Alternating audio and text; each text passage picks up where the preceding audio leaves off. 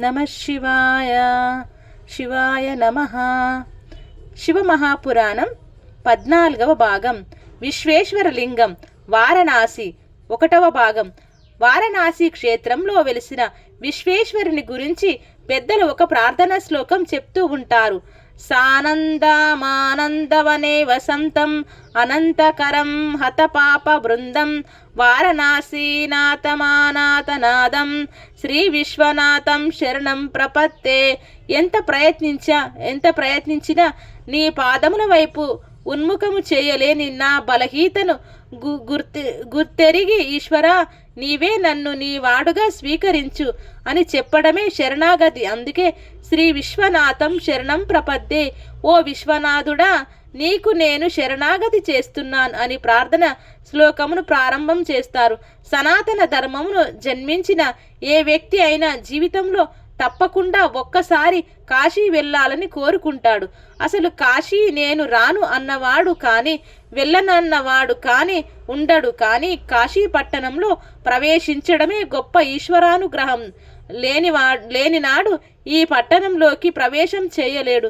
మొట్టమొదట ఈ లోకమునకు ఉపాసన క్రమమును నేర్పడానికి నిర్గుణము నుంచి సగుణమై వెలసిన మొట్టమొదటి భూమి ఏది ఉన్నదో అది వారణాసి.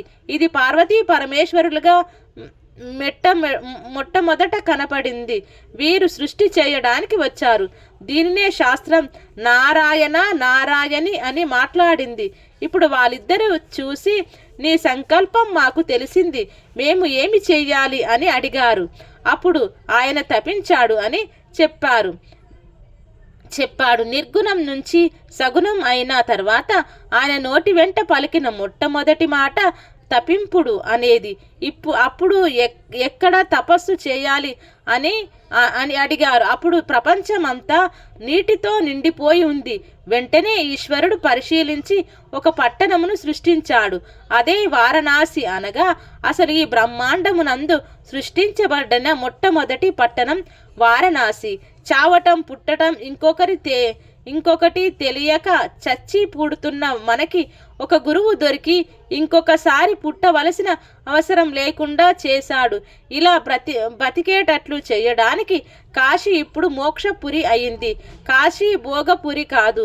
మీరు చేసిన పాపరాశి దగ్ధం అయిపోవాలి అంటే వాడు శరీరంతో కాశీ పట్టణంలోకి ప్రవేశించగలిగితే వానికి ఈశ్వరుడు మోక్షం ఇస్తాడు. ఈశ్వరుడు వ్యక్తి ఖాతాలో పడిపోయి ఉన్న కొన్ని కోట్ల జన్మల నుంచి చేసిన పాప పుణ్యాలనే పర్వతాలను కాశీలో అడుగు పెట్టగానే చూస్తాడు. ఆ పట్టణంలో అడుగు పెట్టినంత మాత్రం చేత పాప పుణ్యాలను ఉత్తర క్షణమునందు కాశీ పట్టణమునందు అడుగు పెట్టగానే ధ్వంసం చేసేస్తాడు. అందుకే చచ్చిపోతే కాశీ వెళ్ళి చచ్చిపోవాలన్నారు. కాశీ పట్టణానిది విచిత్రమైన స్థితి. ఎప్పుడు చేసినా పాపం అప్పుడే పోతుంది. ఈశ్వరుడు తీసేస్తూ ఉంటాడు. వాడు ఊపిరి వదలదామనుకున్నప్పటికీ వాడికి పాపం లేదు, పుణ్యము లేదు. అప్పుడు ఆ వ్యక్తి మోక్షమును పొందాలి. ఇది ఈశ్వర ప్రతిజ్ఞ అని జ్ఞానం ఇచ్చే క్షేత్రం. అందుకనే అది పరమేశ్వరునకు అత్యంత ప్రియమైన పట్టణం అయ్యింది. ఇప్పుడు 5 క్రాసుల కాశీ పట్టణం సిద్ధం చేసి ఇక్కడ తపించండి అన్నారు. శ్రీహరి కూర్చుని అక్కడ గొప్ప తపస్సు ప్రారంభం చేశాడు. ఆయన తపస్సు చేస్తున్నప్పుడు ఆయన శరీరంకు పట్టిన చెమట ఆకాశంలో తెల్లటి రూపంలో నదిగా ప్రవహించి వెళ్ళిపోయింది. అలా వెళ్ళిపోతుంటే ఆయన తపస్సులోంచి బహిర్ముఖుడై ప్రవహించి పెడుతున్న నీళ్ల వంక చూసి ఆశ్చర్యపోతున్నాడు. శ్రీ మహావిష్ణువు శరీరం నుండి పుట్టిన తపో వ్యగ్రత చేత కలిగిన జలధార ఆయన కూర్చున్న కాశీ పట్టణమును ముంచెత్తేస్తోంది. ఇప్పుడు శంకరుడు చూసి తన త్రిశూలం చేత పట్టి పైకెత్తాడు. ఇప్పుడు ఆ పట్టణమునకు త్రిశూల స్పర్శ కలిగింది. నీళ్లలోంచి భూమి పైకి వస్తూ కనబడింది. ఆ సందర్భంలో శ్రీహరి చెవికి పెట్టుకున్న కుండలం ఒకటి జారి ఆ నీళ్లలో పడిపోయింది.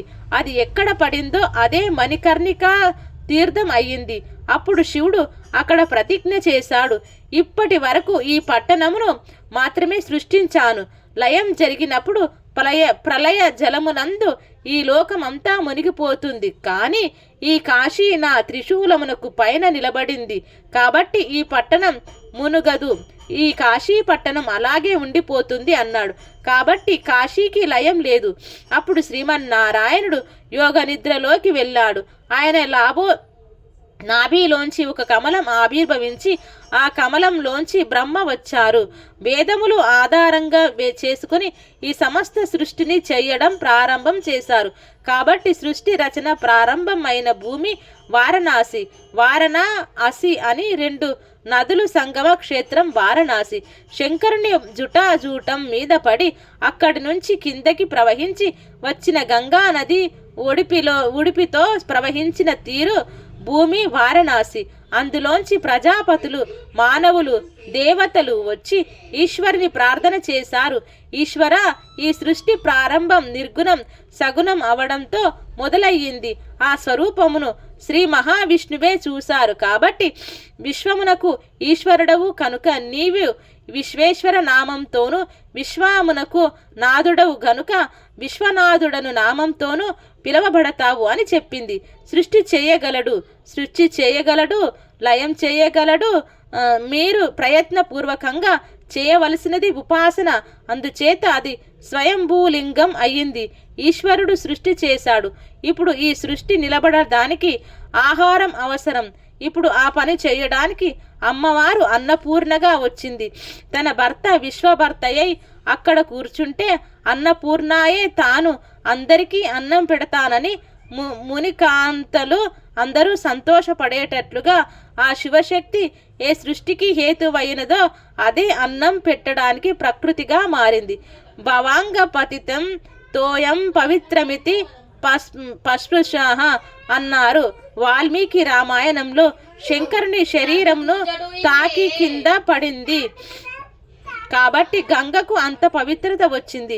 గంగ ఉత్తరమున పుట్టి దక్షిణంకు ప్రయాణం చేయడం మొదలుపెట్టి వారణాసి క్షేత్రం వరకు దక్షిణాభిముఖంగా వచ్చింది. వారణాసి పట్టణంలో ఉత్తరాభిముఖం అయ్యింది. మనం కూడా సృష్టిలో భగవంతుని నుంచి విడువడి జీవస్వరూపంతో పుడుతూ వెళతాం, చనిపోతూ ఉంటాం. ఉత్తరమునకు వెళ్ళటం అంటే మళ్ళీ పుడుతూ ఉండటం, దక్షిణానికి వెళ్ళటం అంటే శ్మశానములకు వెళ్ళటం. మనం అందరూ అలానే తిరుగుతున్నాము. మీరు ఈశ్వరాభిముఖులైనప్పుడు ఈ తిరగటం అన్న చక్రం తిరగటం ఆగిపోతుంది. అప్పుడు అదే ఆఖరి జన్మ అవుతుంది. గంగా కాశీలో ఉత్తరముఖముకు తిరిగి ఏంది ఉత్తరమునకు తిరిగింది కాబట్టి కాశీ గంగను పరమ పవిత్రంగా భావిస్తాం. పరమశివుడు మహాజ్ఞాని. ఆయన అనురాగమున 4 చోరగొన్నారు. గౌరీదేవి, గంగాదేవి, కాశీపట్టణం, దాక్షారామం. కాశీ మోక్షపురి పెద్దలైన వారు ముందు నడవడిని చూపిస్తే వెనకనున్న వాళ్ళకి అలవాటు అవుతుంది. అందుకని వ్యాసుడిని అటువంటి పరీక్షకి నిలబడగలిగిన వ్యక్తిగా విశ్వేశ్వరుడు నమ్మి ఒక 7 రోజుల పాటు ఆయనకి అన్నం దొరకకుండా చేశాడు. వ్యాసుడికి అక్కసు పుట్టింది. తనకు కాశీలో అన్నం దొరకలేదు కాబట్టి కాశీని శపిస్తానని అన్నాడు. కాశీ జోలికి వెళితే ఈశ్వరుడు ఊడుకుంటాడా? వ్యాసుడు శాప జలమును పట్టుకోగానే గబాలున అక్కడ ఉన్న ఇంటి తలుపులు తెరుచుకున్నాయి. అందులోంచి 50 సంవత్సరముల స్త్రీ బయటకు వచ్చి నీ మనశ్శుద్ధిని లోకమునకు తెలియజేయటం కోసం నీలకంఠుడు ఈ పరీక్ష పెట్టాడు. కాశీని శపిద్దామనుకున్నావా? అన్నం లేదని కదా నీవు బాధపడుతున్నావు. ఒకసారి గంగా నదికి వెళ్ళి స్నానం చేసి మధ్యాహ్న కాలంలో చేయవలసిన సంధ్యావందనం చేసి శివలింగమునకు అభిషేకం చేసుకొని నీ శిష్యులతో రా, అన్నం పెడతాను అన్నది. వ్యాసుడు వెళ్ళి గంగా స్నానం చేసి సంధ్యావందనం అభిషేకం చేసుకుని శిష్యులతో తిరిగి వచ్చాడు. ఆవిడ లోపలికి రమ్మంది. అందరూ వచ్చి కూర్చున్నారు. వారికి వంట చేస్తున్న అనవాళ్ళు ఎక్కడా కనపడలేదు. ఇవాళ కూడా మనకు భోజనం లేదు అని అనుకొని అపోషాన నీళ్లు చేత్తో పట్టుకుని సరికి పొగలు కక్కుతున్న అన్నం, కూరలు, భక్ష భోజ్య చోష్య లోహ్యములు అన్నిటితో నెయ్యి అభిగారం చేయబడిన విస్తరి కనపడింది. వాళ్ళందరూ మిక్కిలి ఆశ్చర్యపోయి భోజనాలు చేసేసి ఉత్తర పోషణం పట్టేశారు. అమ్మవారు వచ్చి మీరందరూ భుక్తాయాసంతో ఉన్నారు, అందుకని కొద్దిసేపు విశ్రాంతి మండపంలో కూర్చోమని చెప్పింది. వారు అలానే కూర్చున్నారు. ఆవిడే అన్నపూర్ణ అమ్మవారు. ఇప్పుడు ఆవిడ భర్తతో కలిసి వచ్చింది. ఈ విషయం శివుడికి ముందుగా తెలిస్తే కాశీ వదిలి వెళ్ళిపోమ్మని శాపం పెడతాడు. ఆకలితో బిడ్డ వెళ్ళిపోతాడేమోనని ముందు అన్నం పెట్టేసి అప్పుడు శంకరుణ్ణి తీసుకువచ్చింది. అప్పుడు వ్యాసుడు అమ్మవారి వంక అయ్యవారి వంక చూశాడు. అప్పుడు శంకరుడు, వ్యాస, నీవు ప్రజ్ఞాడవని 7 రోజులు అన్నం దొరకకపోయినా ముక్తి క్షేత్రంలో ఎలా ఉండాలో అలా ఉంటావని నీకు పరీక్ష పెడితే నీవు తట్టుకోలేకపోగా నా చేత నిర్మింపబడి కొన్ని కోట్ల మందికి మోక్షం ఇవ్వడం కోసమని సిద్ధం చేయబడిన వారణాసి పట్టణంలో ఎవరూ ఉండకుండా చేద్దామని శాపం ఇయ్యబోయావు. కాబట్టి నీవు ఇక కాశీలో ఉండవలసిన అర్హుడవు కావు. అందుకని నీవు కాశీ విడిచి ఉత్తర క్షణం నీ శిష్యులతో కలిసి వెళ్ళిపో అన్నాడు వ్యాసుడు. అగస్త్య మహర్షితో చెప్పుకున్నాడు. వెనక్కి తిరిగి బాధలో అయ్యో కాశీ విడిచిపెట్టి వెళ్ళిపోవడమా అని నెమ్మదిగా అడుగులు వేస్తున్నాడు. అప్పుడు వెనక నుంచి అమ్మవారు, వ్యాస, మోక్షం అడగవలసిన చోట అన్నం కోసం ఏడ్చావు. ఎక్కడికి వెళ్ళినా ఈయనే నిన్ను ఉద్ధరించాలి. నీకు ఈశ్వరానుగ్రహం కలగాలి. భోగం మోక్షం రెండూ దొరుకుతాయి. కాబట్టి నీవు ఇక్కడ నుంచి దాక్షారామం వెళ్ళిపో అంది. ఇది అన్నపూర్ణాతత్వం అంటే అటువంటి తల్లి ఉన్న క్షేత్రం ఆ కాశీ క్షేత్రం. ఇది శ్రీ శివమహాపురాణం 14వ అధ్యాయం సంపూర్ణం. ఓం శాంతి శాంతి శాంతి.